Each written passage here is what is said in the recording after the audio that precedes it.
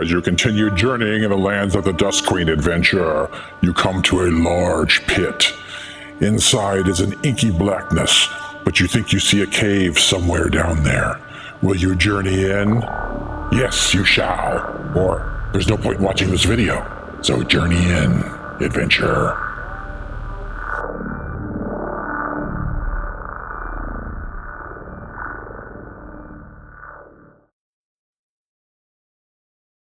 Hey crafters, all right, I picked up these nestled templates and they're for quilting, but wow, these are great for crafting because you have all these different size circles, so such a great template you can trace, right? And I'm going to use that for the well that we're going to make in this craft. So I got this wedding light. Okay, it's a tea light. Well, it's a giant tea light essentially, and that's what I'm going to use for the well. So I need to measure the size of this. So I'm going to kind of pull out the nestled circles until I get the right size, and that'll be the template I'll use for the base, right? But I also want to do the top, so I'll use the one that I removed just before it, and that'll be the edge of the well, and that will be a little bit over the edge of the well, which is going to be perfect because I want this tea light to fit in the well. So that's the two templates I'm going to use from these circular nestled templates. Before I started the craft, I'm decided, I'm going to get some lunch. So my lunch came in this clamshell, and I'm going to use this for the craft, okay? So we're going to recycle here. And these clamshells are actually great because they hold detail really well. I use a ink pen a ballpoint ink pen to do the detail, and they don't tend to shred like styrofoam can, right, or foam core. So I think these things are really great. So first I'm going to use my template from the top and measure, and this is going to be the lip of the well. I'm going to measure it with that template and then section it out. And then I'm going to just add some fun runes in there. I just made these up on the spot and just drew them into the circle here. And we'll just cut this stuff out. And this stuff is super easy to cut, way easier to cut than foam core or styrofoam. So perfect. So we got the top of our well there. I'm going to use the bigger template that my tea light kind of nestled in and use it to measure out a piece of foam core. So I just used my X-Acto knife to cut that out. And then I'm going to do the same thing on the other side of my clamshell container. So I'm going to measure out the base of the well, right? And I'm going to do some detail on it. And you'll notice something I did interesting on this. I did little kind of points at different, at equidistant locations around the base. But I also dragged the pen across the surface to get this kind of weird scoring into the well. I also did it at the top of the well, if you noticed. And that'll give kind of an interesting look when we paint this up, right? You can't really see much here with the white styrofoam clamshell, but once we paint it up, it'll really pop out and look cool. I decided to add some more detail on the bottom disc, so I kind of traced around the outer edge there and added some spikes coming in the opposite direction to just add some interest, right? So then I glued that with my low setting onto the foam core, and that'll be a nice solid base. But I do want to add another detail that will hide the edge of the foam core.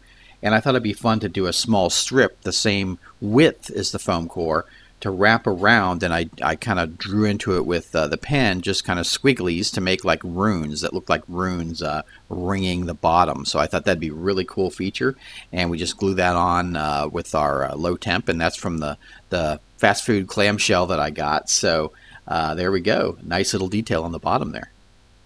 So I got my top and bottom, but I need the side, right? So I'm going to use some foam core and measure an inch wide strip, and this will make the side. But how we're going to make this bend is we're going to do incremental cuts into it, so half-inch cuts, and then we can bend it. So I'm going to leave the paper on the back, but essentially cut through the foam core to the paper on the back, and then we can bend it. You want to make sure it's longer than you think you'll need, because it's easier to just subtract from this as you wrap it around the tea light than it is to try to add. You can do that, but it's just easier that way. So always try to make it a little longer than you need.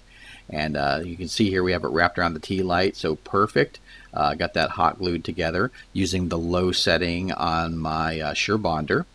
And now I'm just going to glue the top on that. So I'm going to put some hot glue bead on the top edge there and just glue the top of the well on from the styrofoam we cut earlier. All right, crafters, I'm going to use those super useful templates again, and I'm going to kind of dry assemble this. So I'll put the tea light on there and then the template around it so I can see exactly where the hole needs to be for this to nestle up into the well itself. So once I measure that, I'll cut it out with an X-Acto knife, and so I'll have a hole in the bottom, right? And that way my large tea light can actually insert into the well and will glow up through the top. So this is going to be so cool. As I talked about in my last video, I love these foam shapes. They're so versatile, right? And we're going to use these for this project.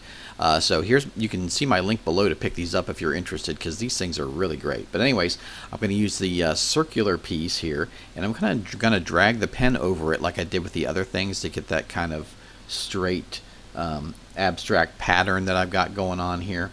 And I'm just going to hot glue those to the top of the well with my low setting on my Surebonder. So you'll see what those end up being. Really, it's going to be a really cool feature. I wanted to add a detail that would bring this over the top, and I added these dragon heads, right, because it's this dragon cavern that this well is in. So I thought that'd be a really cool feature, and I think they look great. They're from these dragon toys called Dragon Dinosaurs, and it's a set of 12, but they also come with eggs, which are really great and cool, and you can use them for other projects. So it's a fairly inexpensive set. You can get it at my Amazon link below. So I cannibalized the heads out of that set and then glued them to the foam shapes on top of the well.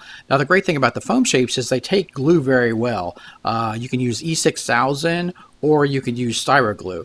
Now the thing is, you could use hot glue too, but if you do, it doesn't really glue that great to plastic unless you drag it up on the surface and, you know, secure it. And I didn't want to do that. I just wanted to glue it straight to these pedestals on the side of the well. So that's why I used the E6000 on that. I wanted to add some more detail around the body of the well itself. And clamshell to the rescue again, yay! So I measured out 1 inch wide, and then I offset the marks, okay? And that's because I want to make triangle shapes. Triangle shapes. So I'm going to measure those out, and then what I'm going to do is I'm going to kind of drag the pen across them again, because I want to get that kind of detail on there, that kind of abstract line detail that I just kind of drag across everything. And then I'll just cut them out with the scissors and they're ready to apply. Now there's several options I could use to glue these triangles around the well, but I'm going to decide to use this foam fusion for a couple reasons. One reason is that it gives me more work time than if I use the hot glue gun, because you really don't have a lot of time to adjust. And with this kind of thing, you want some time to adjust, so I'm going to use this foam fusion, and it's really nice for that. I really like it over white glue, trying to glue foam together, because white glue needs air to dry, and it won't dry properly under foam. It tends not to work very well, but this stuff works great for gluing foam together and giving you that work time you need to get all the details on right. Once all the details on the well dry, I'm going to use Bounce on it, okay? And what Bounce is it's a great product for covering styrofoam. And what it does is it protects it with this rubbery coat, so it kind of deflects damage that you would have on your styrofoam. So I'm just going to paint that up onto the well, and I'll let that dry and then move on to the next step. Also, if you're interested in picking up Bounce, check out my link below the video. Once all the bounce dries, I'm going to use this gesso, and it's a black gesso, and it's really great for like a base coat, and it goes on really well onto the bounce and other materials like plastic and that kind of thing. So I'm going to use this to paint it, and the advantage of this is kind of like, you know, you don't need to use spray paint, you may not have access to an area where you can spray paint, or you don't want to breathe the fumes or that kind of thing. So this gesso is kind of the perfect solution to that, and we'll just paint it all up and be ready to go. One tricky thing with painting black is that, you know, it hides most of the detail. Well, we don't want that detail to be hidden. We put all this work into it, right? So I'm going to use my blue gray and kind of dry brush it on here, and that'll bring out the highlights on this thing, all this little detail we carved into the well here. Now it's a little brighter, it looks a little brighter going on, but you know, once the paint dries it will darken up a bit, but it'll give you know, a nice kind of highlights to the detail and pop it out. So it's a really nice technique to do this. I'm just dry brushing here if you're not familiar with that. That's just wetting the brush a bit, getting most of the paint off the brush, and then dragging it across the surface. And that what that does is that sticks to the higher points and doesn't stick to the lower points. So that gives you, that brings out those highlights. Now look at that. Look how cool that looks. We're really starting to see those triangle details on the side, and the details on the dragon heads and everything. And the runes on top. So wow, just so cool. All right, nice. I'll let that dry. Now one thing we're going to do is we're going to paint the inside also, because I don't want any light leaking out from the light that I'm going to put inside the well. So we're going to go ahead and paint the interior of this gesso also, and that'll be a light blocker. Since I want to have light shine up from the well, I want something clear, right? So I'm going to use this clear plastic throwaway lid from a container, and I'm going to sand the bottom to kind of diffuse the light better. It's a kind of a thin material. You could actually use several of these and glue them together. Or another option is to pick up these cutting boards at the Dollar Tree, and they're very thin plastic cutting boards, and they're already frosted already, so that's kind of great. Now what you do is you just take your hot glue gun, in this case my Surebonder, and I'm just going to spiral out from the center to make it look like kind of water or magic swirling about in the well, right? So that's all there is to it. Just drag it until you get that swirling pattern, and cut it out in a roughly circular shape. It doesn't have to be perfect, and then we'll be done. The large tea light I'm going to use has many lights on it. I don't want those to be distinct in the well, right? I want them to kind of blend together and make a general light. So I'm going to use this cellophane and crunch it up, and it will kind of help diffuse the light, so it doesn't seem like there are a bunch of little lights in it, just all one light.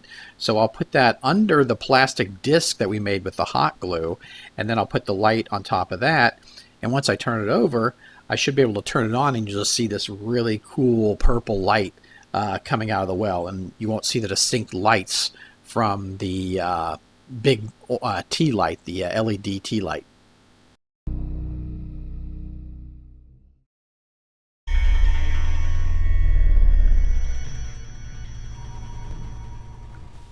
A large, dragon-like creature with black scales and shadowy wings emerges suddenly from the darkness. The creature's red eyes glare at you as it speaks in a deep, monotone voice. I know why you have come, but I'm a loyal servant of the Queen. You will not take this shard.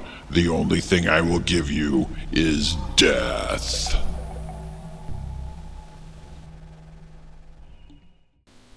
Wow, here we go. Here's the whole kit and caboodle, and I have all the components here to do the lighting. So here's the cellophane. I'll just kind of fold that up, and my little plastic piece on the top there, and just basically I'm just putting it underneath. It's just a diffusion for the light, because it has all those little separate lights on the big wedding light there, and I don't want to see the individual lights. I want it to be one big glowing mass, right? And that's exactly what happened here. So pretty cool. It fits up, tucks up under there nicely. And you can actually change the colors if you want, but I'm going to use purple for the shadow, and I just think that really looks great. I think all the detail on the well, the dragon heads really set it off, so you can change the colors there. Just the clamshell technique, and all the different techniques, the gesso we used, and just a little bit of dry brushing really brings out that detail, and just so many great techniques in this video that just really brought this to life. So really cool. I'm really super happy with it, and another completed project for my running of the Shadows of the Dusk Queen. Can't wait to get this on my table. I really want to thank Cobalt Press for sponsoring this video, and because I just love the module, and I was just so happy to team up with them. Also, you're going to want to check out their website, because they have amazing materials for gamers like you and I. Make sure to like and share the video so we can introduce as many people as we can to the wonderful world of game crafting. Make sure to leave any questions or comments below the video. I read all the comments and answer all the questions. So yeah, make sure to do that if you have any questions about techniques or anything about the video, or just want to make a comment. Also, wait, one last word from me. Hey craft friends, I hope you liked the video. If you did, make sure to give me a like.